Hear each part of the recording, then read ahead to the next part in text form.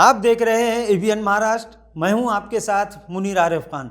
नाज़रीन, महाराष्ट्र की 288 असेंबली सीटों के लिए 20 नवंबर को वोटिंग हुई और 23 नवंबर को महाराष्ट्र की तमामी 200 असेंबली सीटों के नतीजे जाहिर कर दिए गए, जिसके बाद महाविकास आघाड़ी का महायुति ने पूरे महाराष्ट्र की सियासत से एक तरह से सुपड़ा साफ कर दिया और इस शिकस्त को महाविकास आघाड़ी और उसमें शामिल तमाम इत्तेहादी पार्टियां हजम नहीं कर पा रही है। महाविकास आघाड़ी ने अपनी शिकस्त और अपनी हार का पूरा ठिकरा ईवीएम मशीनों पर फोड़ दिया है। कई तरह की शिकायतें भी ईवीएम को लेकर मौसूल हुई है। इस तरह की शिकायतें इलेक्शन कमीशन के सामने भी पेश कर दी गई है, जिस पर सुनवाई चल रही है। लेकिन नाज़रीन, महाराष्ट्र की सियासत में आज से 10 साल पहले एक तारीखी रकम करने वाली सियासी पार्टी यानी मजलिस-ए-इत्तेहादुल मुस्लिमीन, जिसने महाराष्ट्र में जुमला 16 उम्मीदवार मैदान में उतारे थे और सिर्फ एक उम्मीदवार यानी मालेगांव से मुफ्ती इस्माइल ने कामयाबी हासिल की। बाकी 15 उम्मीदवारों को शिकस्त उठानी पड़ी। इस शिकस्त के बाद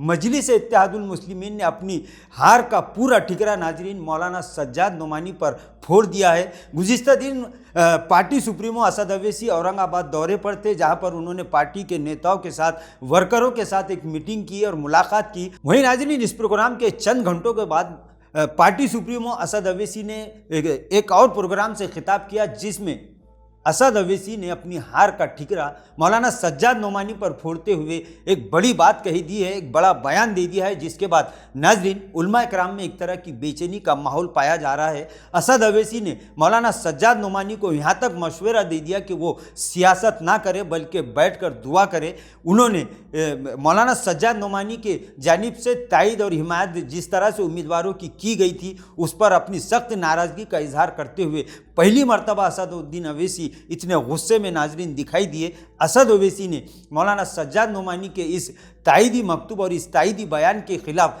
जो बयान दिया है वो आप खुद सुन सकते हैं। मगर ये क्या बात है कि इलेक्शन आएगा, इनको और दो, उनको और दो। अरे आप लड़ो, आप नहीं लड़ सकते तो अपने दामाद को लाओ, चलो लड़ो ना, क्यों नहीं रोकना? नहीं, हम इनको बोलेंगे, उनको बोलेंगे। क्या हुआ? आपने बीजेपी को हैंडल दे दिया। यूसुफ पुंजानी कह रहा है कि बीजेपी गली गली जाकर ऐलान कर दी कि फतवा जीतेगा या भगवा जीतेगा।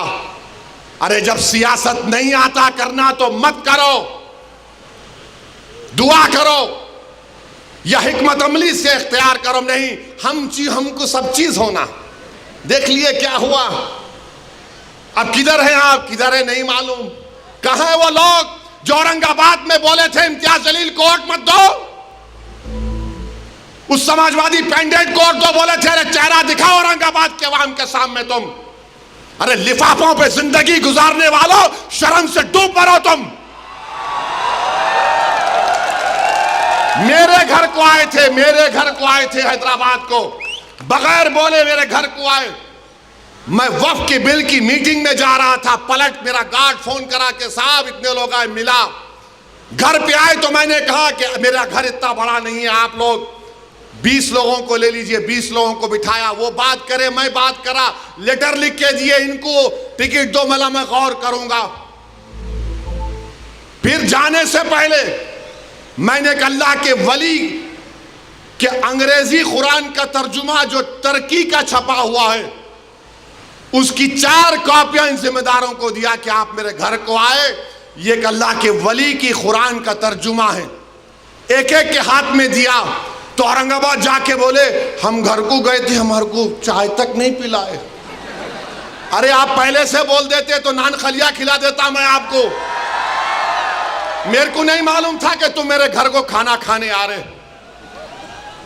अरे तुमको कुरान करीम दिया ना हाथ में, अल्लाह का कलाम तुम्हारे हाथ में दिया, तुमको उसका भी लिहाज नहीं है और तुम दावा करते हो कौम का।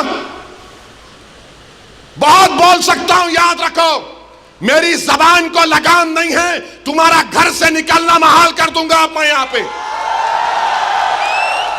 नाज़रीन, वही मौलाना सज्जाद नोमानी और औरंगाबाद के कई अकाबिर उलमा की जानिब से मजलिस इत्तेहादुल मुस्लिमीन के उम्मीदवार के खिलाफ तायद का ऐलान किया गया था और इस तरह की अपील की गई थी कि मौलाना सज्जाद नोमानी ने जिन उम्मीदवारों की हिमायत और तायद की है उन्हीं को आवाम वोट करे, जिसके बाद मजलिस इत्तेहादुल मुस्लिमीन को औरंगाबाद में शिकस्त का सामना करना पड़ा। और यहाँ पर भी असद ओवैसी ने यहाँ के उलमा किराम के खिलाफ भी नाजरीन एक बहुत बड़ा बयान दे दिया है। असद ओवैसी यहीं नहीं रुके बल्कि गुस्से में वो अपनी ज़बान पर काबू नहीं रख सके। नाजरीन, असद ओवैसी ने औरंगाबाद के उलमा किराम को लिफाफों पर जीने वाला बताते हुए कहा कि शर्म से डूब मरो। उन्होंने यहाँ के उलमा किराम को ये भी धमकी दी कि वो इन उलमा किराम का घरों से बाहर निकलना भी मुश्किल कर देंगे। नाज़रीन, इस तरह के बयानात के बाद अब एक तरह का ज़बानी वार पलटवार शुरू हो चुका है।